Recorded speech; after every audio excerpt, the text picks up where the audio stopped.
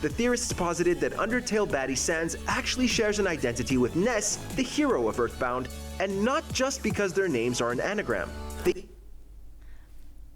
Bestie, I have some bad news.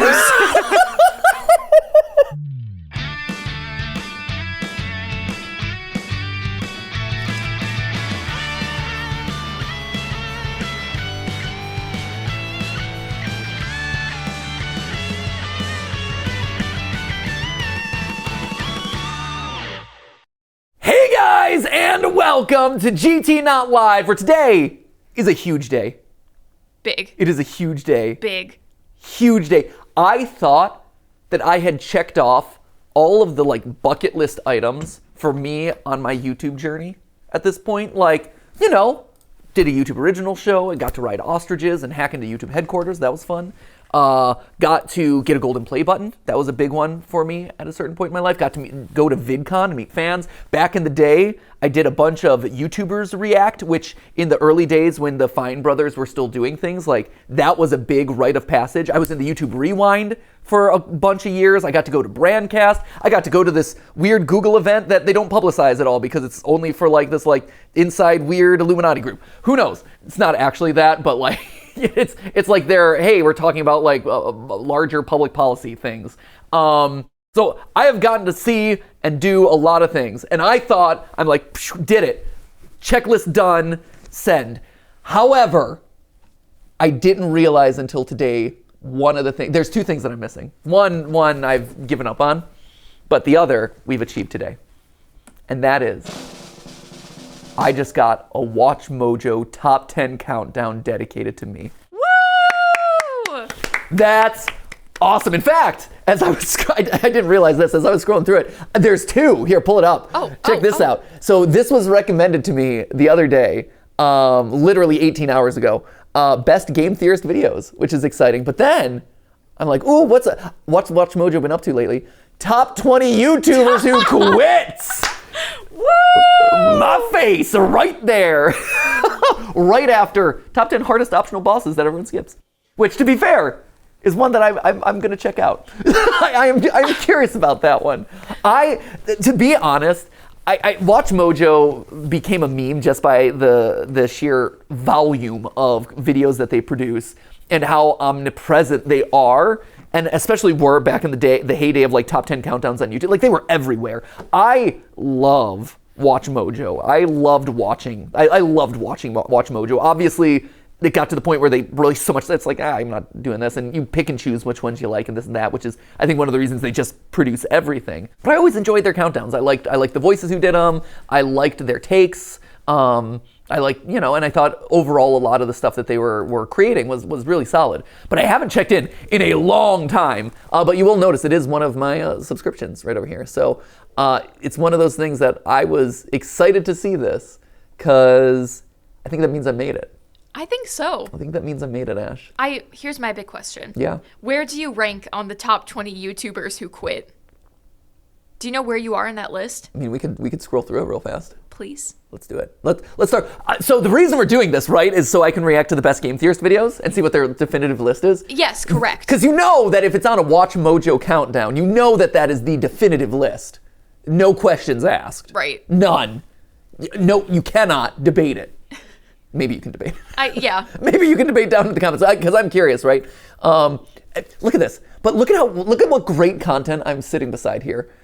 We've got obviously best Game Theorist videos, but every Pokemon type ranked. Who's Psychic? I would hope is number one. Dark maybe. I'm curious about that. Who's number one? Oh! Strength and often varied.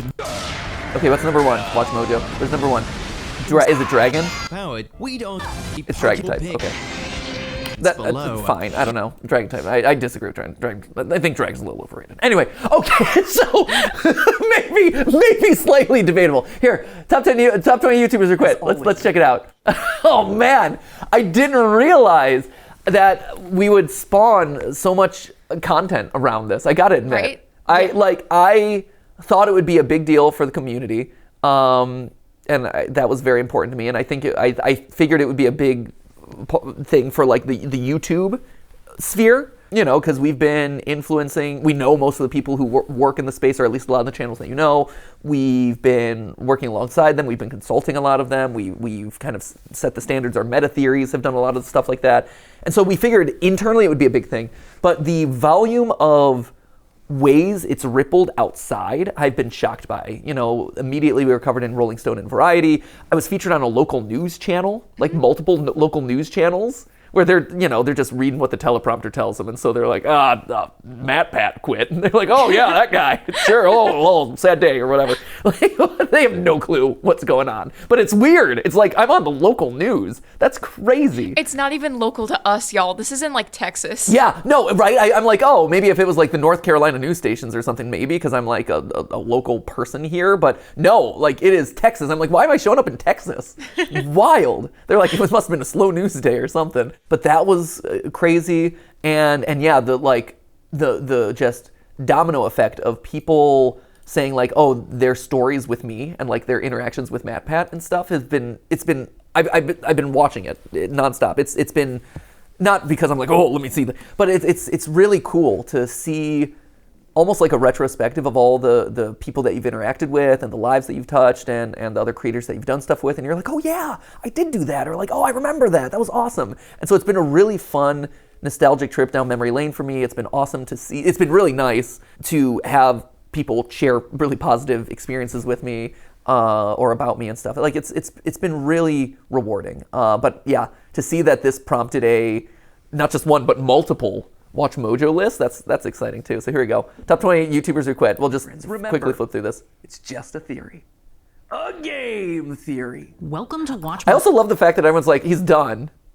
Even though I've still got like the 10 weeks, but it's like, yeah, I'm done. And I recognize that would probably be part of it. Like us as a community have our like 10-week countdown, but I figured that like announcement would probably be like the thing that people fixated on. So Jenna Marbles should be number one. I feel like Jenna Marbles might be number one. That was a big one. That's my prediction here. One. As I look at this, Today this is we're definitely counting Jenna down Marbles. Our picks for the most popular They even YouTubers got who Rebecca stepped to voice away this from the one. platform, Rebecca is whether like briefly or the permanently. voice I don't know of when Watch or if Mojo. I come back, but when I do, Also it won't be 20. weekly, 20 is a at big least not in list. this format. Right? Like they went Number hard. 20, Joji, Filthy Frank. Oh, Filthy In Frank. the early 2010s, vlogging. Okay, Filthy Frank. Good choice. Filthy Frank. Yeah. In case you didn't know, the Harlem Shake trend. I didn't realize that he was the start of the Harlem Shake trend until much, much later than I should have known. 2013. Remember that? It was a good time. Man, talk about those trends that just disappeared, 2017 right? As well named Joji. Joji's doing music now, yeah. Nice. The Tom Scott, always informative 19. YouTuber Tom Scott. Wow. Wow. Tom Scott's 19? Oh, wow. All right, Tom, good one. Venetian Princess. I don't know Venetian Princess. Venetian Princess. Should I know Venetian Ready Princess? for a throwback? Venetian I Princess also am not familiar. I am ready for a throwback. Rebecca from Watch Mojo. was one of the biggest names in YouTube in the late 2000s, known Really? primarily for her music parodies. Her 7 Things spoof gained widespread recognition and praise, while her subscriber count was, for a time, unprecedented for women on the platform. Really? I do not know Venetian Princess. I'm very curious. Venetian. Like, usually I'm like, oh, I've at least known or have heard of this person. Really, Venetian Tonight Princess. we introduce. What? So she did parodies. Everyone does music. Don't worry, guys. I'm not gonna go off and start dropping my music album when I'm all done here. We're not going off and just dropping my like LP or anything. Oh my god. At most, I might do a musical. I was about to say he's gonna show up on an OST. Yeah, I'm not gonna. an Yeah, LP. an original soundtrack. We're gonna do a cast recording or something. All right, that's what's gonna happen. Uploading on a consistent basis in 2013, but occasional videos have Okay, so still this was appeared throughout the years as a Little 2013 Success area. has primarily moved to TikTok, where she humorously self-identifies as, quote, that chick that used to make parodies on YouTube. Great. Number 17. Oh no! Whoa! Can you call Leafy? Because he didn't quit. He was like booted. Yeah. That was YouTube canceling his channel. That wasn't a like, hey, I'm Leafy, see ya guys. Like, he was crushing it. Yeah. He was like exponential growth style until, a cap was put on it. Yeah, but I don't think that necessarily counts as him getting quitting. Number 16. Jeepers Media, the toy channel. Oh, I do not know him. Art loved making videos that shared his I love his beard, though. His beard looks so delightful. The vibe is perfect. It's great. Oh, it's one of those like soft, squishy beards. Like, oh, it's so perfect. It's so nice. on children's toys and games. His biggest series was the Fail Toy Review, where he played around and shared his dislike for some very poorly designed toys. I don't know what he's talking about in this moment, but I love the fact that he's pointing out this little plastic piece like, it's gonna shank you. I'm in. I'm in. Right, failed toy review. He's like, well, if you yank this thing off the toy, This is a clear design defect, guys. then you shove it into your eye, you're definitely gonna get hurt. Yeah, so. As the jolly bearded man says that too. I would love that. This was until 2012, when he 2012. decided So a lot of these, okay, so a lot of the ones that I'm not familiar with right now are like, oh, this is like 2012, they quit, to right? stop creating videos and instead continue his work as an artist. He Cool. has since uploaded more videos, especially since 2022, much to the delight of fans everywhere. So they're coming back. See, they're all coming back. They're all coming back. Number Just 15. saying. They quit, but they were like, yeah, maybe not. Waste time chasing cars. A creator of a variety of content, but mainly focused He looks familiar. on comedy Right? sketches. I was about to say. Right? I feel like I've seen. Oh, this Freeman one. just seemed to enjoy experimenting with different kinds of ideas. Yes. His most notable video was Lightsabers Are Fun. Yeah, which I was going to say fun with viewed lightsabers or whatever it was. 6 Yeah. million times. Yes, I remember this. This was early, and this was like one of the first like visual effects, Star Wars. Like in the early days, Star Wars and visual effects stuff just like crushed. This was a pretty big And I remember deal this for the was, like, YouTuber very in basic. It was 2008. awesome. He continued uploading comedy sketches to his channel until the fall of 2012 when his last video, In My Mind, was uploaded. This was an entry for a music video. Music. They all do music. Why? Guys. Why does everyone do music? Right now, you see, like, everyone's talking about, like, why is everyone quitting these days? The question you need to be asking yourself is, why does everyone think they can do music? I'm not. Here's what I'll say. Yeah. So in a Venn diagram, Yeah. you have people who quit YouTube and then people who make music, and it's a circle. And it is the exact same. It's so true. Y'all. A little sliver, maybe a little sliver. Poetry is right there. But no, poetry doesn't get you the money. You're not touring around dropping slam poetry. You are if you're good is the thing, which Sure. I'm clearly not because I stumbled over my words like 5 times. So that's not my future. However, Oh man, I love that every single, like, so many of these are music. So many. Right? It's crazy. I'm gonna work on my music career. You know that thing that I was, it's music career. Yeah. Hey, at least I did musical theater back in the day. I've thought about, true story. uh-oh. No. This is it's a minor story, and but it's one of those things where in New York right now on Broadway, there's a lot of like stunt casting of celebrities and known figures and this and that as a means of getting butts in seats because that's just what media requires at this point, unfortunately.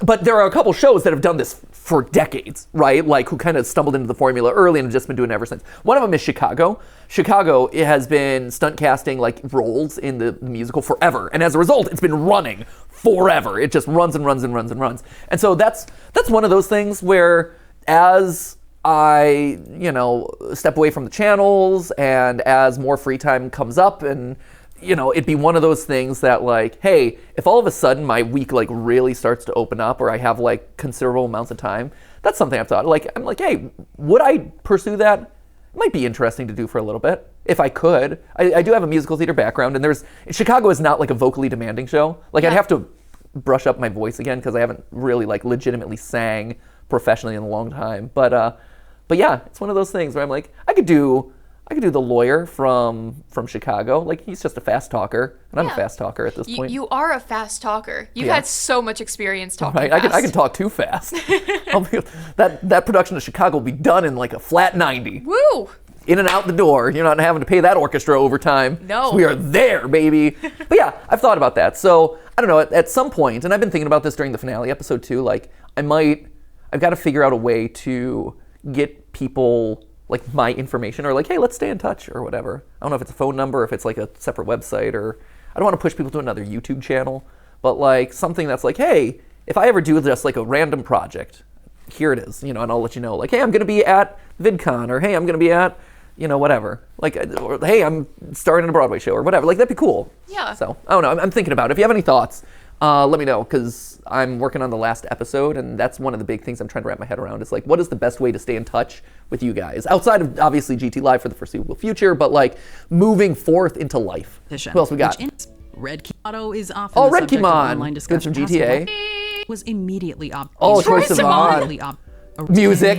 I mean, Music. but Troy was always That music. was always that the was thing. always music. That's not surprising. Number 12, Acacia Kersey. Kersey began her internet career on Tumblr and became widely known she for was creating. that girl in all the pictures, wasn't I was going to she? say, I don't know. I'm my actually surprised God. that I don't know a lot. Like, I was like, oh, I'm going to know all 20 of these, but I'm surprised at the number that I don't know. Who is she? I saw her primarily in a lot of like Tumblr, just girly things edits. She was all over like Instagram, like, because back then you would just take pictures from online and repost them and be Right. like, so true, #yes. Yeah. And like Yes. put them all over. And she was in so many of those pictures that Really? you would just put all over the place. Yes. drama and engaging in gosh. problematic behavior. Oh, no. Kersey eventually moved to other social outlets, including Instagram and YouTube, where she continued chronicling her personal life. Ting continued to follow Kersey throughout the years. It all ended up being too much, and in 2021, Kersey announced that she was retiring from social media. I will see you guys next time. However, this retirement didn't last long, and See, They always come back. They're the William Aftons of the internet. Always come back.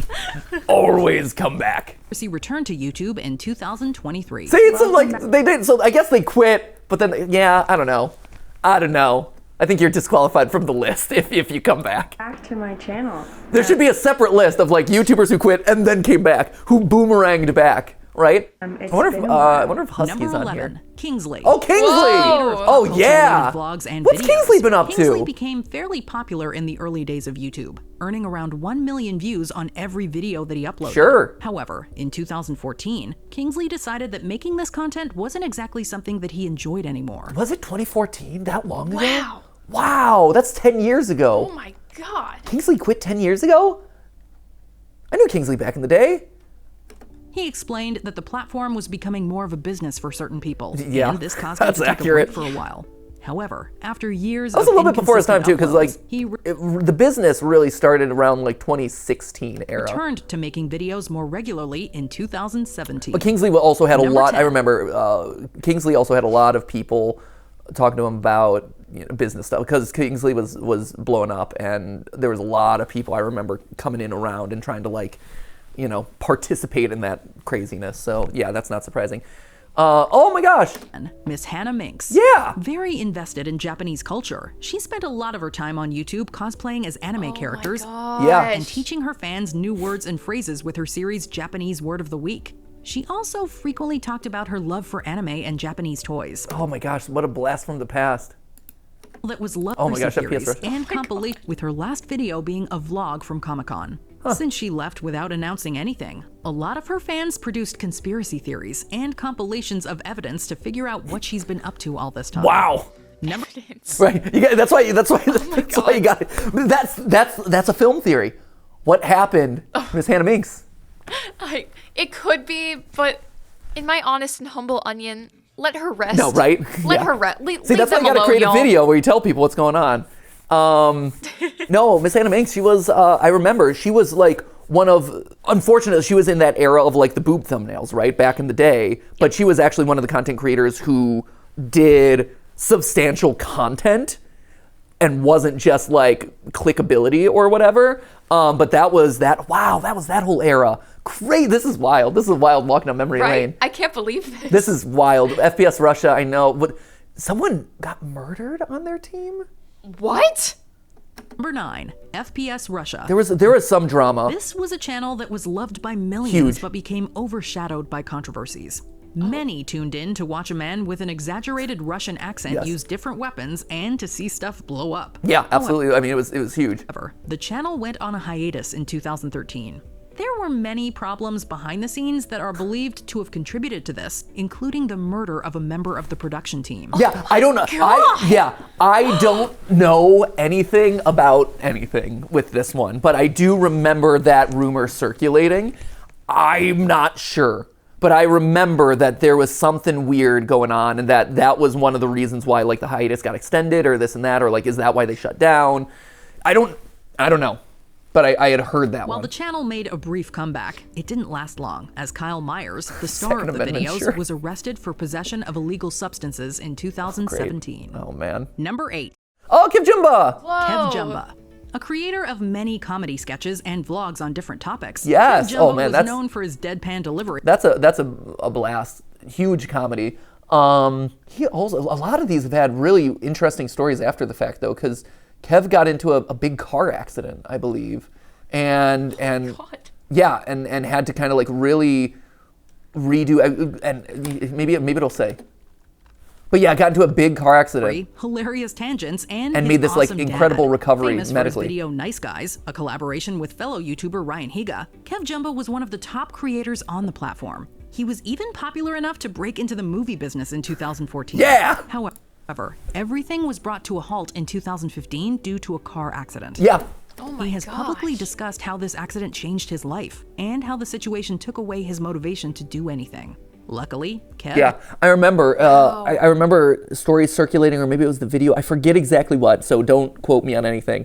But I believe, and if you're interested in any of these people, please go look them up. But I believe it really made him like refocus and turn to like spirituality in a lot of ways, and it kind of got him to pivot a lot of the way that he was approaching the world and this and that. And now he's much more spiritual, and I think he even does a couple videos on it. Has since left and returned to YouTube on a few different occasions, Yeah. though it's unclear what the future holds. Number 7, Cameron Dallas. Did Cameron Dallas quit? I didn't realize that. Oh my holy moly. Did he quit?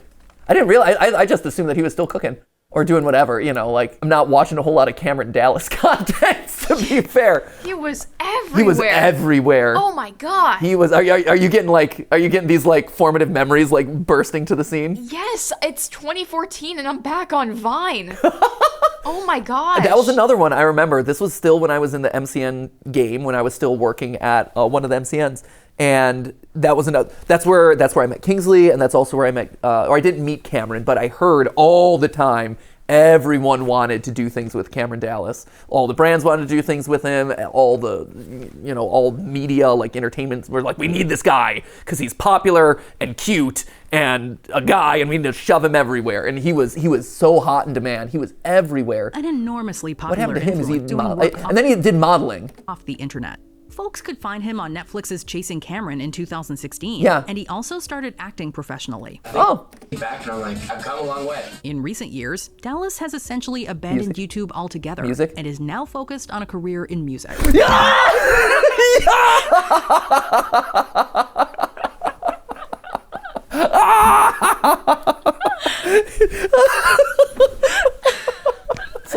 Sorry about that jump scare. I just got really excited.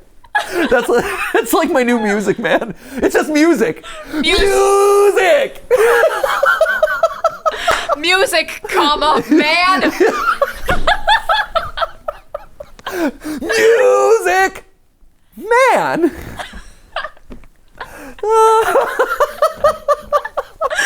Oh wow. Oh, they're all music. I'm telling you, I'm not going to drop an LP. I swear. I swear. His first studio album, Oh, that is Dear so Scarlet, came out in funny. 2020. That same year, he Oh, that's amazing. Hey, it's me. Wait, I'm number made 6. his Broadway debut playing Aaron Samuels in Mean Girls. Oh, he was in a. I remember that was one of the things. I remember that people were talking about it, and that was one of the things was he was brought onto Broadway. That's right. Number 6, MatPat. Love the this game guy. theorist. Whoa. You know what they say? Number 6. Always leave I the was fan- about to say. Who's Tyler Oakley, Jenna? Jenna Marbles. Do you think Shane's gonna be? Well, Shane came No, back. Shane came back. But I mean, still, other that's people. not have a- come- but he that's didn't not quit. below. He wasn't like I'm going away though. Like Jenna. Yeah. What did I say? Tyler Oakley, Yeah, you said Tyler Oakley. Ray William Johnson. Yeah, I mean he's doing mostly like shorts and He's back, right? He's back in TikTok, but he did quit. He quit his show. He quit Equals 3. Like he was the first host to give it away, and he was number 1. Like, he was the #1 most subscribed channel for a while, so I could see that absolutely being a thing. Ray William Johnson with equals 3, Tyler Oakley, Jenna Marbles. I also don't know how this listed. That like, yeah, number 6 of the 20s. Yeah. Fans wanting more.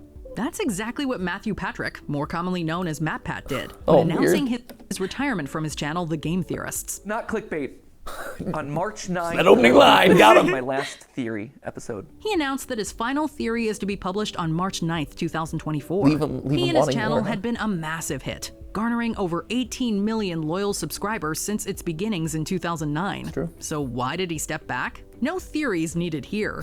According to his Yeah! I love it. I love it. goodbye internet video, he wanted to take more time for his personal life and essentially quit while he's ahead. For me and my journey in this place, it's true. I always wanted to go out on a high note. Yeah. However, He hasn't left his channel behind entirely.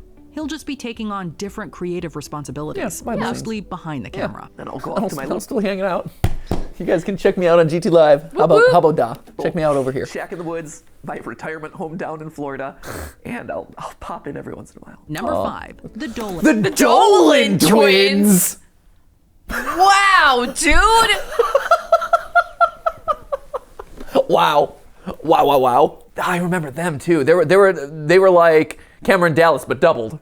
Yeah. They were Cameron Dallas times 2. They're like, wait, instead of one cute hunky guy, there's 2 of them? Double Dallas. Double your flavor, double your fun. Oh my god. I'm sorry, that's a Doublemint gum reference. Dolan twins. Talk about another Dolan twins beat me in this artifact. Like, I don't know, this random ranking. Vine throwback. The Dolan twins were also They quit. I didn't realize that they quit too. Do you have any experience with the Dolan twins? I think I also watched them on Vine. Right? 3 years. Yeah, 3 years.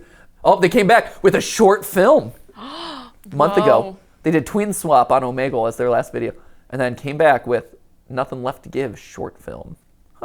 generating well over 1 billion views and winning awards, including Choice YouTuber at the 2016 Teen Choice Awards. Oh, the Teen Choice Award.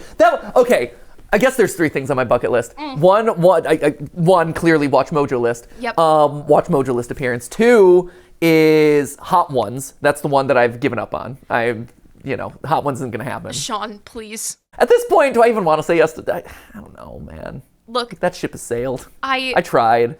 you tried so hard. I tried hard. I tried too hard. I appreciate your devotion, and even if you decide to let it go, I will always vouch for you. Thank you. Yeah. Thanks. Yeah. Well, we'll see. I'd have to think about it. Like, I'd like to. I don't know. I think I'd say yes, but I've lost my enthusiasm for it because it was kind of like, hey, there was a perfect moment for us to do this collab and this and that, and it kind of passed. I'd like to though, just to do it. But then third one, I always wanted to go to an award show, like a more traditional media award show. Like, obviously Host of Stream is amazing, and that was like best. And I think that scratched that itch for me in a lot of ways.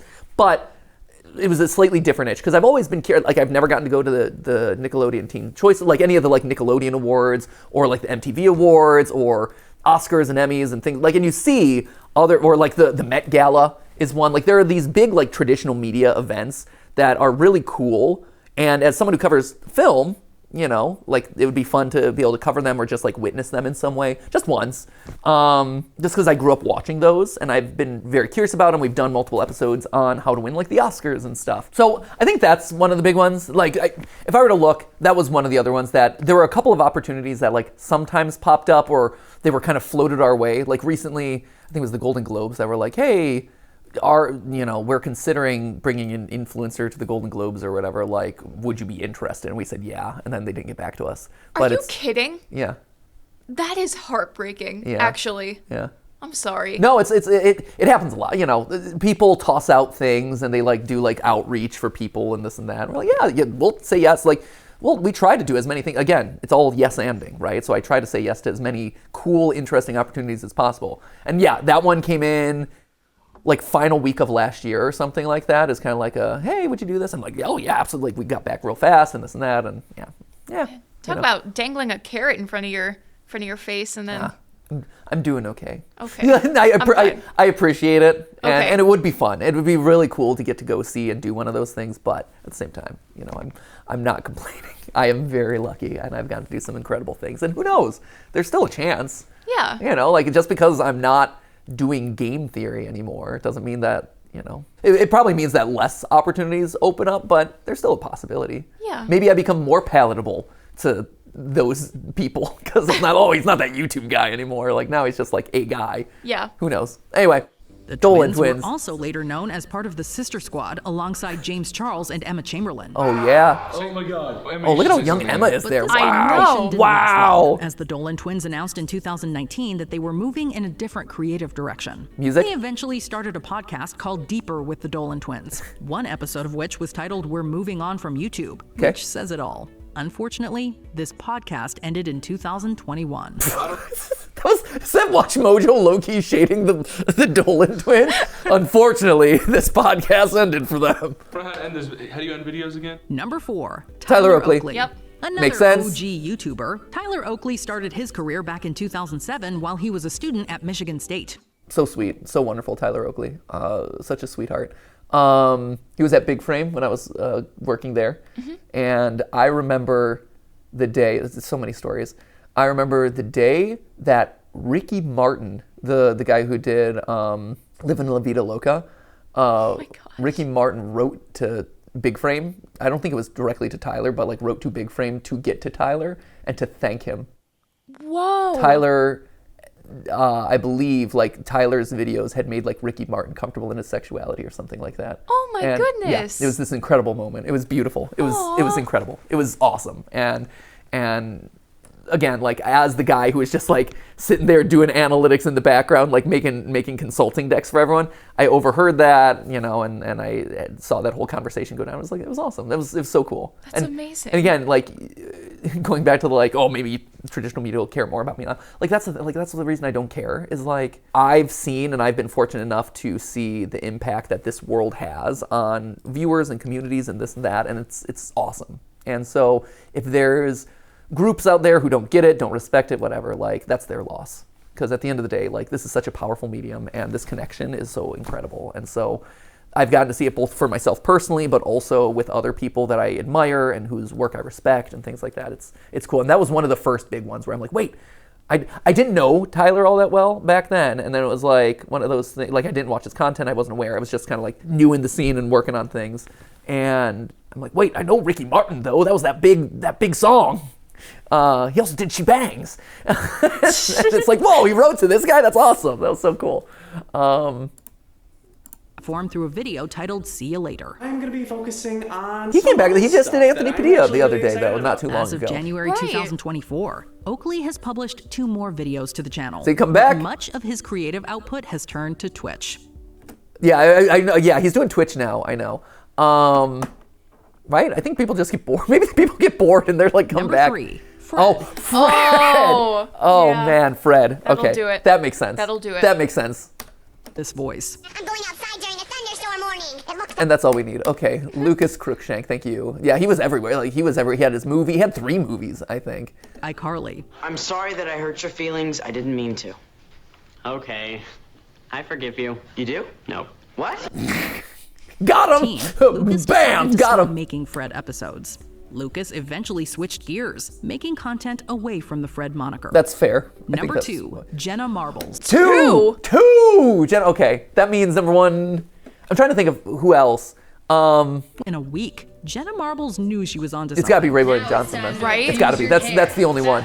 Because PewDiePie hasn't officially That stopped or something quit. was a very long and very prominent Like, he's career still on doing it YouTube. even though he's retired, but he hasn't Marbles quit. even has the distinction of reportedly being the first YouTuber to receive a wax sculpture at Madame Tussauds, New York. I've seen that. I've been there. I've taken a picture with that. Whoa. It is disturbing. It is uncanny. It is weird. So prolific was her output in the early 2010s. Totally. But this all came to an end in June 2020 when Marbles apologized for some problematic videos she had made in the past and announced that she was leaving her channel. See you guys next week. That's it. Goodbye. Before we continue, you have the Honorable onto your mentions. settings and switch on Miss Jenna. Number 1. Ray William Johnson. There it is. Yep, That makes okay. sense. Equals 3. And it makes sense, right? Like, he is the only #1 most subscribed channel, I think, to have actually, like, quit and officially stepped down from his show. A power-momentum that and he handed off the hosting. At the same time, he also faced problems with his network, Maker Studios. Everyone faced problems with Maker Studios. Therefore, in 2014, he left the show. Yep. While he was replaced by a number of different hosts, most of them were met with extreme backlash from fans. I like that they're showing Jenna, even though she was just a guest host for one. No, I think he tried like 3 or 4 different hosts afterward. Who else we got? Honorable. Oh, Moose Knuckle. Yeah. Who else? Husky Starcraft. He and I are close. And then who else? Like Key of Awesome. The Key of Awesome. Oh my gosh. And then you have a lot of channels that like stopped but didn't say that they stopped. Like Vsauce doesn't do anything anymore, does it? Michael? Does Michael do things? Maybe shorts. Is he doing shorts? If he's doing anything, he's doing shorts. What's the description here say? Oh, so he's just moved on to shorts. Hey, Michael from Vsauce here. Love that. It's a crazy thumbnail. Right? Because they haven't uploaded a full video. Yeah, it's been, I guess, a year. So maybe they do 2 a year, it seems like. Wow. And I guess they pivoted all over to shorts. So, because I keep thinking like, oh, Vsauce hasn't been around for a long time, but I guess not. Interesting. So, that's that. And that was the video that I was not supposed to react to. Right, correct. Cool. So let me get back to the video I was supposed to react to. I love this show. That was fun. That was a fun little walk down memory lane. That was cool. Oh, I'm in good company, I guess. Top 10 Game Theorist videos. Okay. What do you think? Oh gosh. I mean, it depends on if they're saying top is like most chaotic, most reputable. Right? Because like, I mean, one of the first FNAF theories has to be on there. I feel like Sans' Nest has to have made the cut. Sans' Nest is too iconic not to. I think those like Mario is not good is probably up there as well. Mario is not good. He's not good. Yeah, I would say what would it be? Mario's a sociopath. I would say I mean, I don't know how deep into this they watched or if they just picked a couple that had large views or whatever, but like I think Peach is Dead to this day is one of my all-time favorites. Sans' Nest I feel like is iconic. Yeah. Like whether or not it's a bad, like if I'm making a list, I feel like that one would have to appear on the list. You would assume that there's a FNAF one on there somewhere. I think probably maybe the timeline. The timeline's really good. But that's really long too. Maybe to me, the one of the best is the clue that we missed in FNAF 4, which is the grandfather clock reveal. I think that's awesome. Mario, yeah, 2 Marios on there. Some of the Pokemon theories were really good. Like some of the Pokemon like evolution ones. Again, if they're going deep cut, Doki Doki Literature Club, the Doki Doki episodes are fantastic. Oh yes. They're so well edited. The script is really solid. I think that's really good. So yeah, that's about 10. Trying to think. Some of our Minecraft series has been really, really good. As far as, hey, we unearthed the lore of Minecraft, and here it is. Like Endermen are people, or Endermen were humans, or whatever. Like that's a real good one, and that kicked off the Minecraft series really, really well. Yeah, let's see how far back they're going. We almost function kind of like the Doctor Who of YouTube, where as one host fades away, a new one kind of respawns. I like that they're getting their mileage out of my video. Like they're using all the parts of the video. Welcome to Watch Mojo, and today we're counting Oh, I didn't get Rebecca, I got down Ricky. the most memorable, insightful, and most fun videos from YouTuber MatPat and his gang of game theorists. Oh, if they're getting into the meta theories are great. Like I don't know if they're counting the meta theories, but like I to this day think that the Generations of YouTube one is really awesome. I think the Leave PewDiePie Alone is fantastic, which is all about how traditional media disrespects YouTubers. And that was all about how PewDiePie was like X'd out on the cover of Variety magazine. And I'm like, you would never do this to a traditional celebrity. You would never do this. How dare you? And we look at all these examples. That one's really good. Do video games cause violence? I think that's a really important one we did. Yeah. Like as far as, hey, we are literally doing just a distillation of research, and it's not maybe the flashiest episode or things like that, but it is like an important episode, like a very special episode of game theory. A lot of our industry commentary stuff I feel is good. Like how PewDiePie got to be #1 channel was really one of the first like algorithm based ones. Like the first time anyone really brought mainstream attention to the algorithm. Yeah, I'm curious. We're looking at installments from the entire Game Theory series, including content from all 3 of their spin-off channels. Oh, this is a top 10 just like Theorist channels. Whoa. That makes it a lot harder. Salad Fingers. I love Salad Fingers. If you go back and watch some of the Salad Fingers episodes, those hold up so well. I'm trying to think. I mean, I feel like any of the Christmas tree ones. Yeah, Christmas tree is the... It's been like a series that's it is gone. A series. I feel like it's just so like chaotic, and who in their right mind would think about this? There is probably a food theory. What was the food theory? I like how solving Kentucky Fried Chicken, Colonel Sanders Kentucky Fried Chicken. Mm-hmm. That's a real good one. The Christmas trees are solid though. I do like the Christmas tree episodes. Those are really good. And it's again, we've done 3 parts of it. It's clearly one of my favorite series that we've ever done. But Christmas tree, sure. Style, I think Killer Heels. I think Killer Heels is solid. Oh, that's awesome. That was so fun. Yeah. And that was like a very different style for us. But I think Killer Heels is good if you're talking style theory. If you're talking film theory, like I said, Salad Fingers is really good. Some of our Matrix episodes were really, like I was talking to Lee the other day about episodes that we've done and episodes that he's worked on. And we both said like, oh yeah, those Matrix ones were really good. The Doctor Who series, that was a little bit too early though. It was rough. Anyway, okay. And from everyone I talked to, what I've done. This is a very good video. I like that video. Number 10, humans are Pokemon. Yeah, okay. Humans, that's a good one. That's one with J-Wits. Whether it's Ash's and that was, wow, okay, humans are Pokemon. That was, I believe that one starts off with the Wheel of Gaming. Wheel of Gaming, turn, tell us the lessons that we should learn. And then they have this whole joke. That was back in the day where you could like have long intros and people didn't skip. And so like we just riffed on it. It's like, I think it's a minute intro with me and J-Wits. And I include this like whole meta game about it. It's, so fun. Or Pikachu's actual power level. This is a great episode. Library has no shortage of Pokemon content. Did good work. When they decided to do the we Pokemon rock. theory to end all Pokemon it was amazing. series, they partnered with YouTuber J-Wits for this mind-bending thesis. A simple in-game text regarding Poke behavior snowballed to a deep dive into the origins of our beloved pocket monsters. Yep. Hey, if you even mention the words lavender and town anywhere close to each other... Humans are Pokemon. Matthew? It was a different time, okay? It was a different time on YouTube, all right? Clearly. Now you're speaking my language. Dissecting everything from Pokédex entries. Yeah, no, this is I remember, the more and more I see this and remember, it's like, oh yeah, this one did cover a lot. My favorite theories are the ones where you're pulling in information from everywhere. You're pulling in it from the games, you're pulling in it from real life, you're pulling it from the show, the anime, whatever, and it's just all in there. And this one was great. And to this day, it fundamentally shifted. Like I say all the time, like I don't believe all the theories, right? I just pitch out theories and it has to pass a certain level of like evidence in order to like qualify as like, oh, this isn't a completely reachy thing and it's fun, right? But this one fundamentally shifted the way I think about Pokemon. And to this day, I still don't 100% know where the boundary line is between Pokemon and humans. But like, it's much blurrier than I think a lot of people realize when they're playing Pokemon, and the idea that humans kind of evolved into, like, from Pokemon, but then you also have a Pokemon God in that world. That relationship is so nebulous, and this is the one that taught me that. And I feel like when I learned something, the research it's really team concluded good. the trainers and their fighting critters were, comparison of at skulls one point and in stuff? history, one and the same.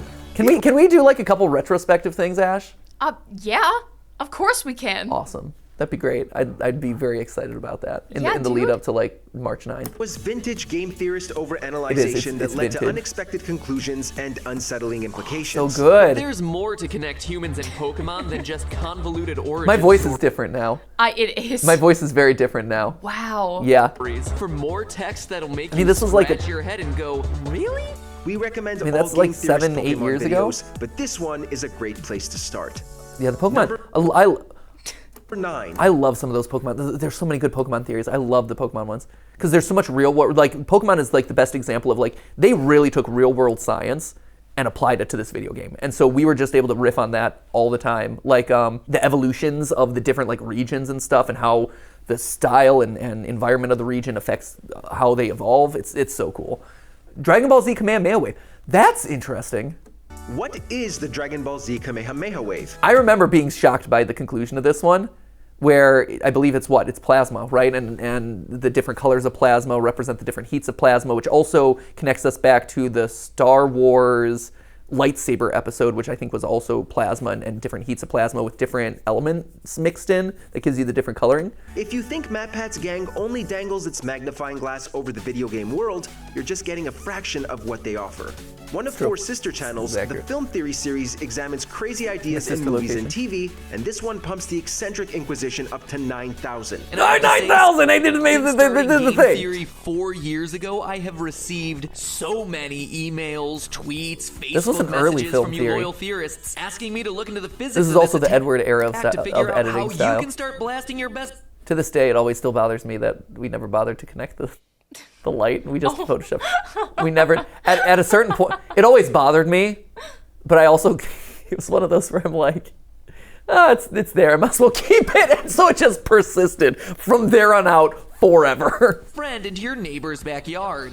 Turning attention to the legendary Dragon Ball franchise, yes. Film Theorists supplied real-world physics and philosophy to Goku's signature Kamehameha move. This is going to be fun to revisit these. Oh, I see Undertale. Oh, I see Undertale. I see it. Theories to accommodate that new information. Watch it be like Delta Rune Part 2.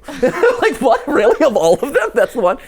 Undertale, Sans secret identity. Yeah! The theorists have a lot of love for indie titles, and viewer suggestions help lead them to this exploration of the quirky RPG Undertale. Specifically, MatPat's research crew unpacked the story's enigmatic skeletal antagonist, Sans. Yep. What or who is he? No line. Oh man! I haven't watched that one in a while. Text or animated cutscene was left unturned as they drew a connection between Undertale and MatPat's all-time favorite game, Earthbound. True. Ultimately, the theorists posited that Undertale baddie Sans actually shares an identity with Ness, the hero of Earthbound, and not just because their names are an anagram. Bestie, I have some bad news. See, that's the sort of evidence that we would use. Right. We probably said it in there. Please tell me I didn't say that. And I don't think I said that in that episode. No. Nass. His name is Nass. Sans is Nass, guys. Sans is Nass.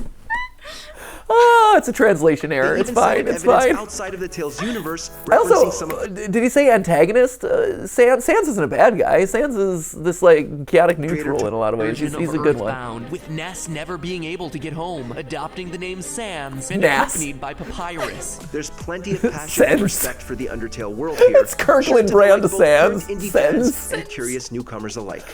Oh man. Hey! I made ice cream out of my Christmas tree. Yes. Did you know that Christmas trees? This is recent. Recent one. Recent. Oh wow. Recent. This is us. Yeah, it was we us. We did that one. This is a video that we did. Yeah, man. Recently. The shriveled up evergreens laid out on tree lawns at the end of the holiday season. It is technically not the game theorist. And so I asked myself the question, why just toss them when you can nosh them? Well, when MatPat discovered this, he couldn't resist giving it a trial run on his spin-off channel, Food Theory. He attempted the... A trial run?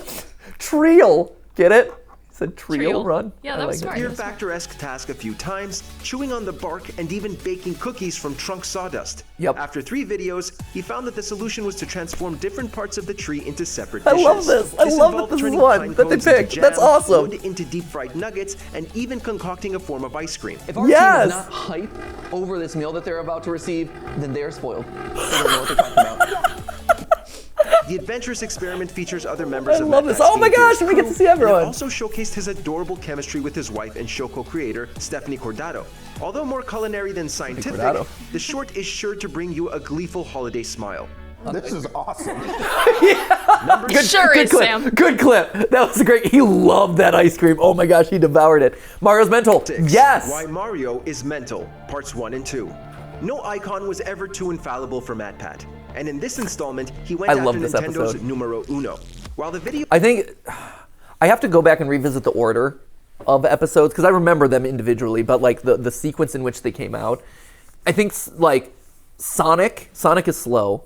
Ooh, Sonic is slow. Sonic is slow is, I think, the first one that I kind of figured out what I really wanted the show to actually become. Like before that, it was a lot of like, here's a bunch of research, here's us applying it to the video game, and talking about that, right? But I think Sonic is Slow is the first one that I dialed in on what exactly the flow and like what the evidence points need to be and how I wanted an ideal episode to kind of fit together, where we're doing pixel measurements and we're testing like distance over time and to get velocity and all that stuff, and we're pulling in all the different games in the franchise.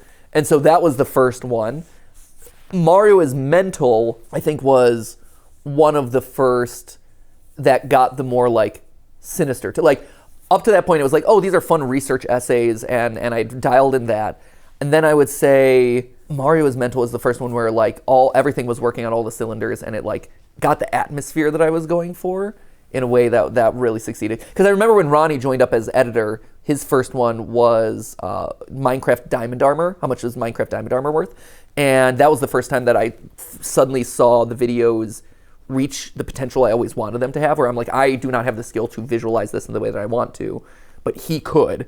And so just by giving him tons of notes and working together, like we were able to achieve it. And that was the first time I'm like, yes, now we're at a position where I can make this into what it is. And so I love that Minecraft Diamond Armor is great. And then Mario's Mental, I feel like, was where he and I hit our stride. And it's like, yes, this is where the atmosphere hits the road kind of thing. The video about Mario the Communist was equally evocative. This two-parter because this one I wrote it to be very dramatic. Sociopathic. Move over, Walter White. There's a new anti-hero in town, and his name is Mario Jumpman Mario. The investigation scoured the entire franchise. I have that embedded in my soul. I haven't watched that video in forever. You never even noticed that Mario has actually been abusing his beloved pet. No way! Yeah. Wow. I was in middle school. It was late at night and I couldn't sleep. Yeah. And Game Theory had been recommended on my feed for so long, and I'd never like taken the plunge. Yeah. And really? Yeah. That's awesome. And I watched it, and then I just went on a deep dive of like all those classic game theories. So this is a very special place in my heart. That's so nice. That's awesome. No, that's really sweet. I like that story. Yeah. Yoshi and Brother Luigi this entire time. This right here, this blew my mind. There are people ask a lot of times, like, oh, writing theories, and this is one of those things that I've been working with the creative directors on, is getting that sense of like when you've dug enough to hit that moment, and you know the moment. It's hard to articulate, but you're researching, and then you hit that moment, and you're like, oh, that's the evidence piece that everything turns on. This was it for this. The shoe. Laughing, the shoe grind. Slaps him on the back and then grinds his shoe into his so brother's foot. Weird. To this day. Again, like I said, there are certain theories that I believe and don't believe. That moment has stuck with me ever since I discovered that it existed in a game. And granted, it's like an offshoot game made by a company that wasn't Nintendo and whatever. But that has forever pivoted the way that I feel about Mario. It really has. That one moment. People are like, yeah, he's a hero, this and that. I'm like, even if he did that. That is a thing that he did. That was that one. That one really got me. On what part 2 has to say about the plumber's relationship with Princess Peach. This breakdown also outlines some him just like raiding into like Wiggler's home and just stomping him and stuff. Yeah, love it. We were pulling from all the different locations. I will say one of the things I do mourn the loss of a little bit is the internet's willingness to go with you on things. I've noticed that the leeway that you have is shorter now. Whereas in the past, right, like I could pull from like this game, that game, this game, this game, and all these different places.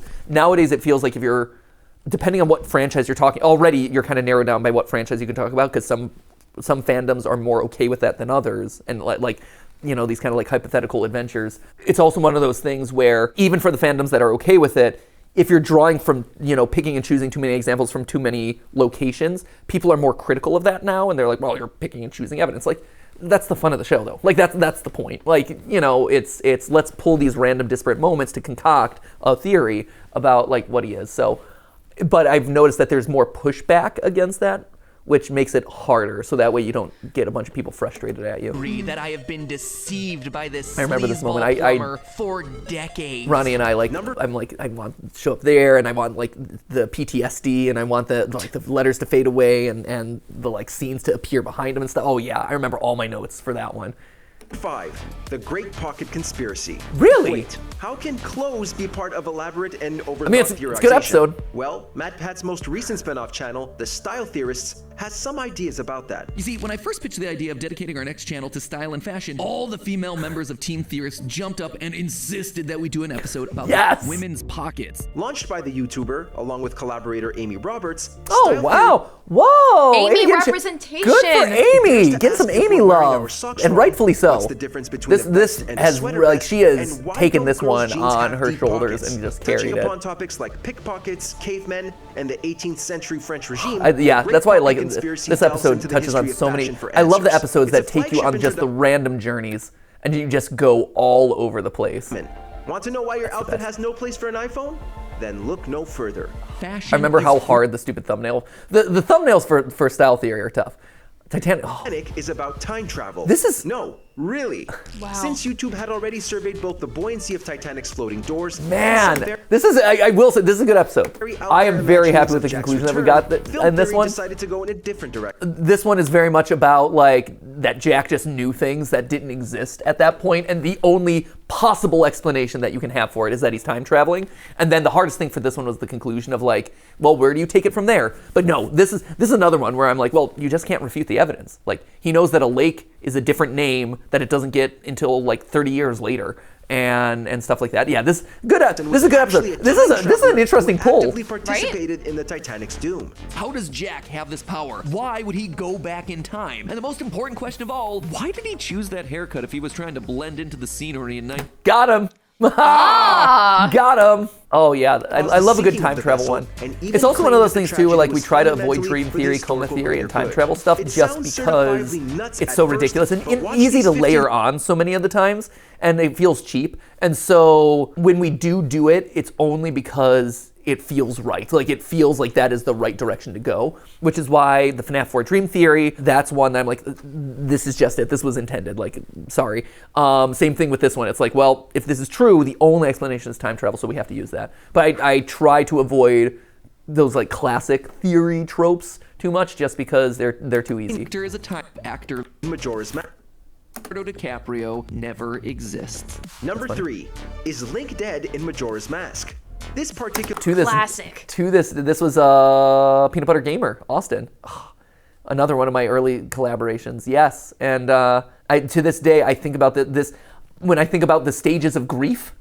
Like whenever I'm like, what are the stages of grief? Oh, Dabda, stages of grief.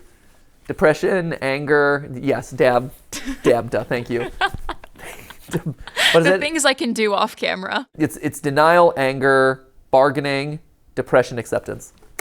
Yeah, this is another one where I believe this one. I think this is true. Has it been fleshed this out has been confirmed, hasn't it? Majora's Mask was always a black sheep. Oh, other underappreciated one is Super Smash Brothers. Super Smash Brothers is actually a bunch of toys, kids' playthings and toys, and his relationship evolves as he grows up across the games. That was one that was confirmed, actually. In the Zelda family, which I think is cool. It's always really rewarding to get those. Postulate that the adventure actually existed in some form of purgatorial afterlife. Have you heard about the Majora's Mask grief theory? PBG. Well, it sounds kind of familiar.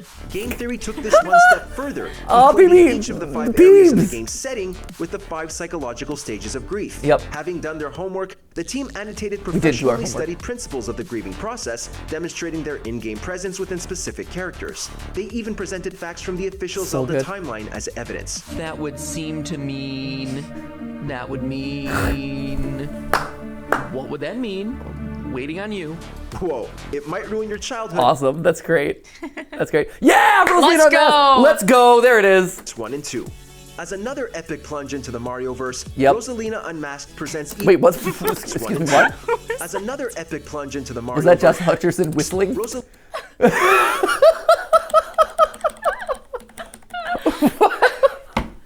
Jump scare!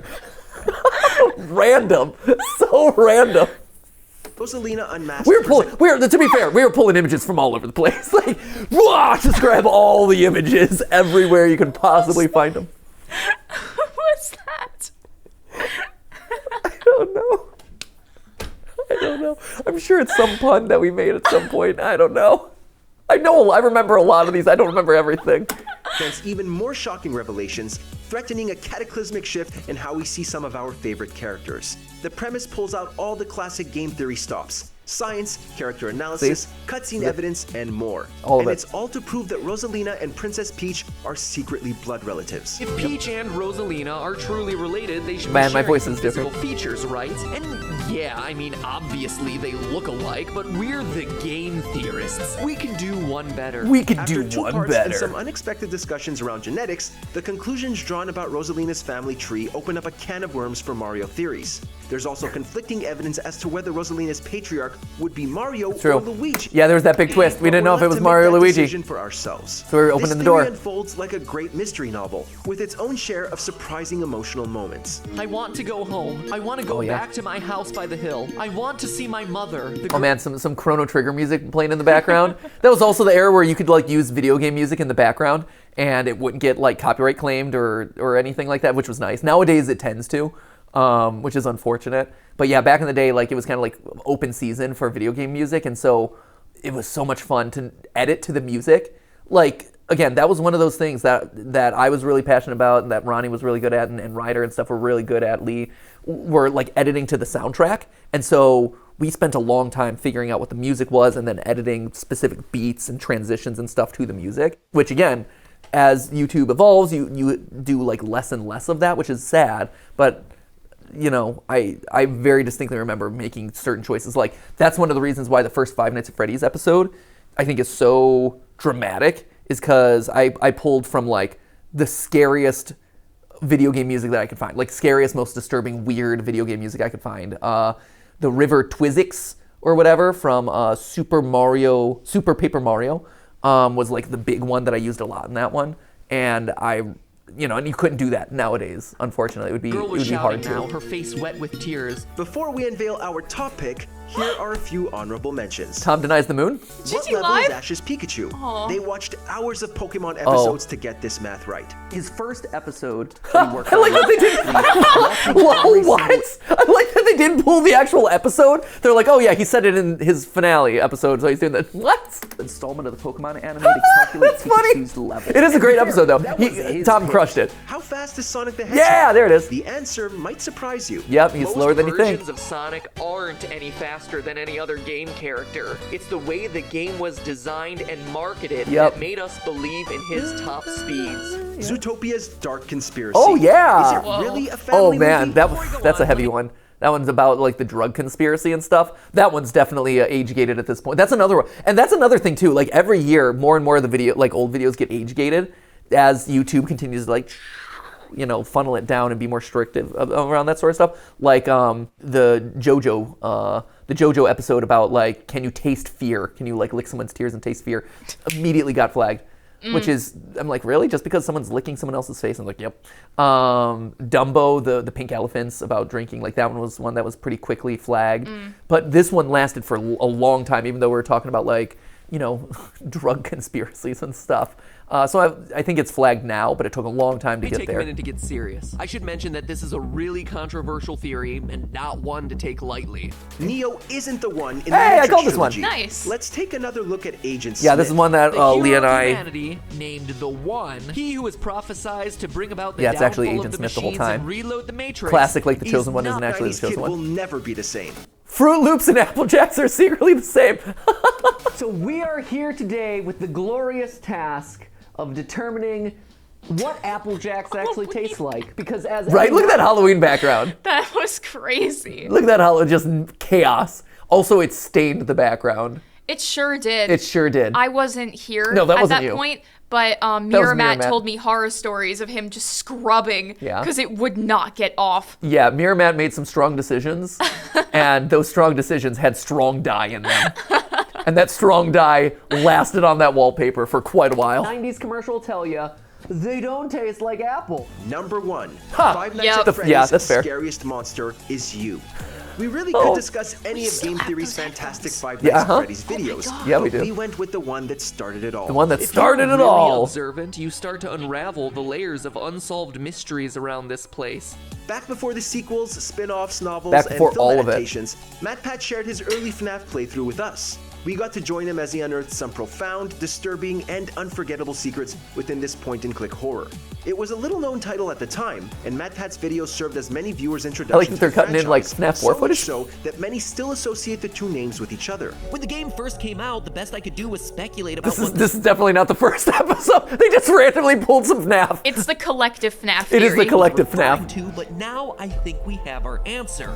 The first Freddy video brims with the undying love for exploration and discovery that prevails in all game theories. I loved chapters Ronnie's since. animations of the characters. We just loved rewatching it, along with everything that's come afterwards. Salute MatPat by sharing your favorite game theorist video below. We think we picked some great ones. You but did. Hey, it's just a theory. You have taken me on the wildest, craziest, I cry every time. Ride of my life. And I'm so grateful. Oh man. This was great. This was awesome. This was really nice. Yeah. I think they picked some really good ones. I'm actually impressed with how much their picks coincide with my picks. A lot of these are ones that I'm like, oh yeah, these are some of my all-time faves as well. Thanks, Watch Mojo. I feel, check it off. They should give you like a little award that says like, hey, you have a Watch Mojo dedicated to you. You got Mojo. Yeah, you got Mojo'd. Done got Mojo'd, and then I'll hang it up on the wall. That'd be amazing. But no, this has been incredible, and I feel like that was a big achievement. So, thank you guys for going with me on that journey, and going with me on that journey again, as we actually relive all of them. And yeah, as we get closer to the finale on the main channels, it'd be cool to do something that's like, hey, let's watch some of these, or do some like behind the scenes, or maybe when the creative directors are in town, maybe we can do like maybe they pick some of their favorites or something like that. Oh yeah. And we could like react together, or if they have fun stories about any of them. We're going on a whole nostalgic journey, y'all. That'd be great. That'd be fun. Cool. So yeah, let's not pat ourselves on the back too hard. Yeah. I don't want to be like, but it'd be fun to like do a couple walks down the memory lane. I think that'd be fun because this video opened the door to a lot of stories, and I think there's more to come. So thank you guys. Thank you. This was awesome. This was really fun. Thank you to Watch Mojo for including me, for celebrating my departure, and for giving me the honor of being memorialized as one in the sea of tens of thousands of videos that you create. How many videos does Watch Mojo have? 26,000 videos. Oh my God. But you know what? This guy, right up there, number 26,152. Did them. So anyway, thank you guys so much for watching. We'll see you in the next video. And as always, remember, it wasn't a theory, nor was it a live stream, but it was a video for you. See ya!